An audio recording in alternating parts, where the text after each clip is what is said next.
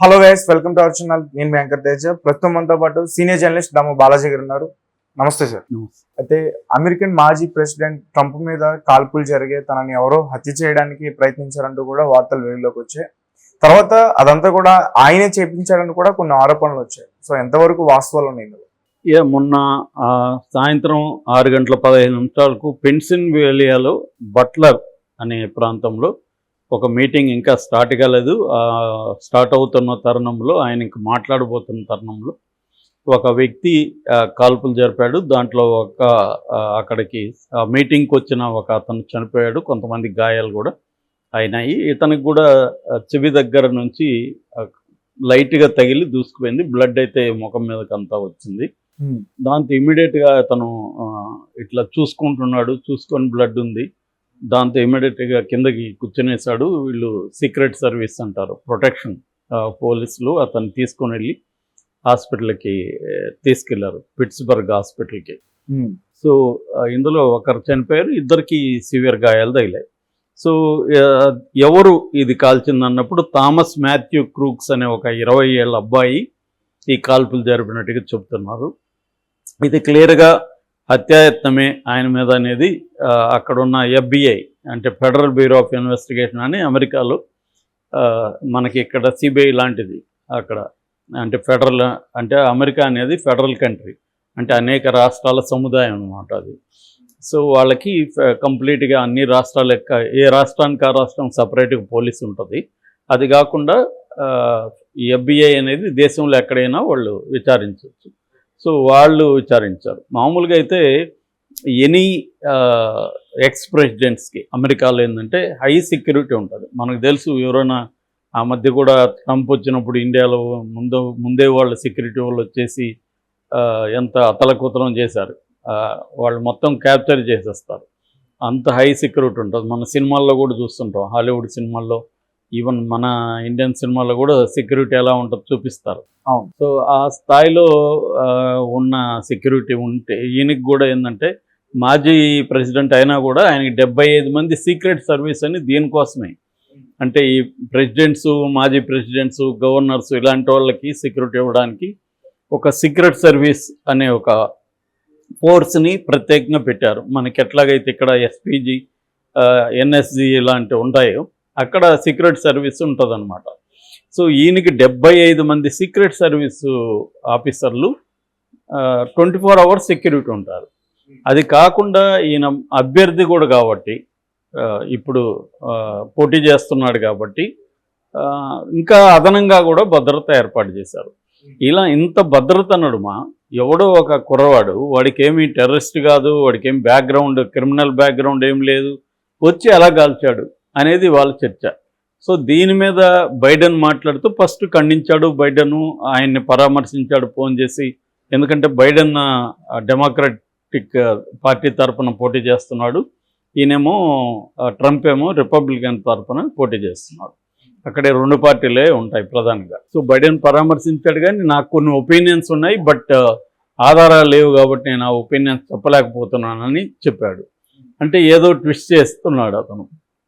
బాగా మామూలుగా అయితే ఆ కుర్రవాడు అంతకుముందే రూప్ మీదకి వెళ్ళడం అవన్నీ మేము చూసాము, మీడియాకి చెప్పాము, పోలీసులకి, సీక్రెట్ సర్వీస్కి కూడా చెప్పాము, వాళ్ళు పట్టించుకోలేదని చాలామంది చెప్తున్నారు.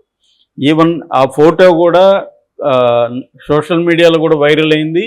ఈవెన్ కొన్ని మీడియా సంస్థలు కూడా అనుమానాస్పద వ్యక్తి అనేసి అతని మీద కథనాలు కూడా వచ్చాయి, ఇది జరగకముందే. మరి ఇంత జరుగుతున్నప్పుడు పోలీసులు ఆ సెక్యూరిటీ ఎందుకు అతన్ని అదుపులోకి తీసుకోలేదు? మామూలుగా ఏమాత్రం చేమో చిటుక్కుమన్నా కూడా స్పందించే సీక్రెట్ సర్వీసు ఇతన్ని ఎందుకు అదుపులోకి తీసుకోలేదు అనేది ఇప్పుడు పెద్ద ప్రశ్నగా మారింది. అందువల్ల ట్రంప్ గెలుపు అవకాశాలను పెంచుకోవడానికి మన ఇక్కడ జగన్ చేశాడని చెప్తున్న కోడికత్తి లాంటిది లేదా గుల్కరాయ్ లాంటి డ్రామా అతను ఏమన్నా వేశాడా? ఎందుకంటే ప్రపంచంలో ఎక్కడైనా మనుషులు ఒకే రకం బిహేవ్ చేస్తుంటారు చాలా విషయాల్లో. సో ఎందుకంటే అతని మీద సింపతి పెరగడం కోసం నిజంగా కూడా ఇప్పుడు 88% పెరిగిందని నిన్న ఒక సర్వే చెప్తుంది. ఇతని మీద దాడి జరగడంతో విన్నింగ్ అవకాశాలు 70%కి వెళ్ళిపోయింది. అంటే ఈయన గెలిచే అవకాశం, ఆల్రెడీ ఇతను గెలుస్తాడని చెప్తున్నారు.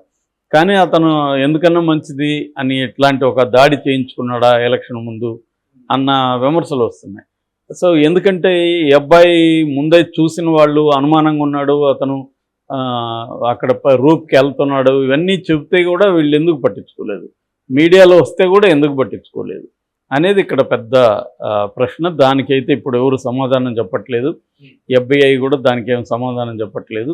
కాకపోతే సెక్యూరిటీ ల్యాబ్స్ అయితే ఉందని FBI ప్రతినిధి అనౌన్స్ చేశాడు, వాళ్ళు కూడా అది ఒప్పుకున్నారు, సీక్రెట్ సర్వీస్ వాళ్ళు కూడా. సో సెక్యూరిటీ ల్యాబ్స్ అంటారు, రేపు పొద్దున వాళ్ళ మీద చర్యలు తీసుకుంటారు, ఇక్కడలాగే ఉంటుంది, అక్కడ కూడా సస్పెండ్ చేస్తారు మహా అంటే, అంతకంటే ఎంక్వైరీ అంటారు, ఏముండదు కదా, నిజంగానే మన అతడి సినిమాలో ఇది పెద్ద సీన్ కదా. సో ఇలాగే ఏమన్నా జరిగిందా అనేది అంటున్నారు. ఎందుకంటే అతను యాక్చువల్గా రిపబ్లికన్ పార్టీనే అని చెప్తున్నారు, ఆ కుర్రాడు కూడా రిపబ్లికన్ పార్టీనే ట్రంప్కి క్యాంపెయిన్కి డబ్బులు కూడా ఇచ్చాడు అనేది కూడా చెప్తున్నారు. సో మరి రిపబ్లికన్ పార్టీని అయినప్పుడు వాడెందుకు, ఆ కుర్రాడు ఎందుకు ట్రంప్ మీద కాల్పులు జరిపాడు అనేది తెలియదు. ఎందుకంటే ఆ కుర్రాడిని తర్వాత కాల్చి చంపేశారు వీళ్ళు. ఆ కుర్రాడు కూడా లేడు ఇప్పుడు, చంపేశారు అతన్ని. సో ఇదంతా ఒక డ్రామానా అనేది కొంతమంది అంటున్నారు. కాకపోతే దీన్ని వ్యతిరేకించే ట్రంప్ని సపోర్ట్ చేసే వాళ్ళము ఎవరైనా బుల్లెట్ చెవి దగ్గర పోయే స్థాయిలో ఎవరైనా అటెంప్ట్ చేయించుకుంటారా, ఆ బుల్లెట్ కొద్దిగా తప్పుంటే అతను చనిపోయాడు కదా. అంటే సాధారణంగా అలాంటి సినిమాల్లో చూస్తాము కరెక్ట్గా చేసి చెవి దగ్గరికి వెళ్ళేట్టుగా అంత ఇదిగా అతను చేయగలిగాడా, ఎందుకంటే పెద్ద దూరంగా కూడా లేదంట దీనికి అతను. సో ఇది రకరకాల వ్యాఖ్యానాలు వస్తున్నాయి, ఎందుకంటే ఇది మొదటిసారి కాదు, ట్రంప్ మీదనే 2016లో కూడా ఒకసారి అటెంప్ట్ జరిగింది. ఇంకా ప్రెసిడెంట్స్ చాలామంది చనిపోయారు కూడా. అబ్రహం లింకన్ మొదట్లో, ఆయన ఫస్ట్ ప్రెసిడెంట్, ఆయనకు ముందు కూడా కాల్పులు జరిగాయి, రూజ్వెల్ట్ మీద కాల్పులు జరిగాయి, తర్వాత రొనాల్డ్ రేగన్ ఉన్నాడు కదా, ఆయన మీద కాల్పులు జరిగాయి, విలియం మెకెన్లీ మీద జరిగింది. మెకెన్లీ కూడా చనిపోయాడు, అబ్రహాం లింకన్ చనిపోయాడు, మెకెన్లీ చనిపోయాడు, జేమ్స్ గారిఫీల్డ్ అనే ప్రెసిడెంట్ చనిపోయాడు. తర్వాత జాన్ ఎఫ్ కెనడీ విపరీతంగా పాపులర్ కూడా, జాన్ ఎఫ్ కెనడీ మీద సినిమాలు వచ్చాయి, డాక్యుమెంటరీ సిరీస్ వచ్చాయి.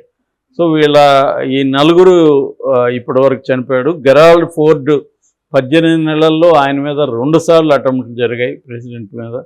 సో అమెరికాలో కూడా ఎంత సెక్యూరిటీ ఉన్నా కూడా దాడులు అనేవి జరుగుతున్నాయి.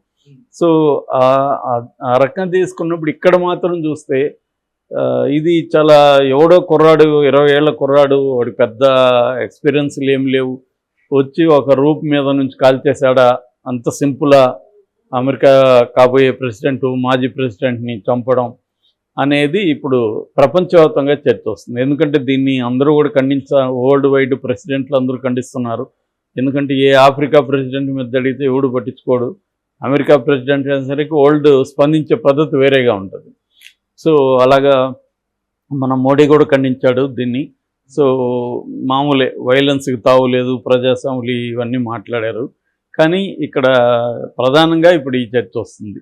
ఏదేమైనా ఆయన జయించుకొనున్నా లేకపోతే వాడే వాలంటరీగా చేయిస్తున్నా ఆయనకైతే హెల్ప్ అయింది ఇది ఎలక్షన్లో. మళ్ళీ ట్రంప్ వచ్చే అవకాశాలే మనకి ఎక్కువ కనిపిస్తున్నాయి, ఎందుకంటే ఆల్రెడీ 80% విన్నింగ్ అవకాశాలు పెరిగిపోయినాయి అనేది అంటున్నారు. అతని ఇంట్లో పరిశీలిస్తే మాత్రం కారులో కానీ ఇంట్లో కానీ మందుగుండు తయారీకి కావాల్సిన బేసిక్ మెటీరియల్ అంతా మాత్రం ఉందని చెప్తున్నారు. అంటే ఒకవేళ గన్నుతో కుదరకపోతే ఏదన్నా కారు బాంబులాగా ఏమన్నా పేలడానికి ట్రై చేశాడనేది చెప్తున్నారు. వాళ్ళ ఫాదర్ కానీ అతనితో కూడా చదువుకున్న వాళ్ళు కానీ అతనికి పాజిటివ్గానే మాట్లాడుతున్నారు. మా వాడికి ఎప్పుడు వైలెన్స్ అనే నేచర్ లేదు, ఎప్పుడు చేయలేదు ఇలాగా అనేది కుర్రాళ్ళు కూడా అతనితో క్లాస్మేట్స్ వాళ్ళందరూ చెప్తున్నారు. వాళ్ళ ఫాదర్ కూడా నాకు అసలు ఎందుకు చేశాడు మావాడు ఇవన్నీ తెలియదు, నేను కూడా పోలీసులు చెప్తే తెలుసుకుందామని వెయిట్ చేస్తున్నానని అతను అంటున్నాడు. పోలీసులు ఏం చెప్తారు మరి చూడాలి, ఎందుకంటే అతన్ని బతుకుంటే అతని దగ్గర చెప్పించుండొచ్చు, అతను చంపేశారు. సో ఇదంతా కూడా ఒక ఫిషీగా అనిపిస్తుంది. వాడు అంటే ముందుగా తెలిసినా కూడా వీళ్ళు ఎందుకు స్పందించలేదని ఒకటి, వాడిని ఎందుకు కాల్చి చంపేశారు, పట్టుకోండొచ్చు కదా అనేది 2. సో వాడు పైగా రిపబ్లికన్ పార్టీకి సంబంధించిన అతనే అని చెప్తున్నారు. ఇవన్నీ డౌట్ఫుల్గా అయితే ఉన్నాయి. Okay sir, thank you so much.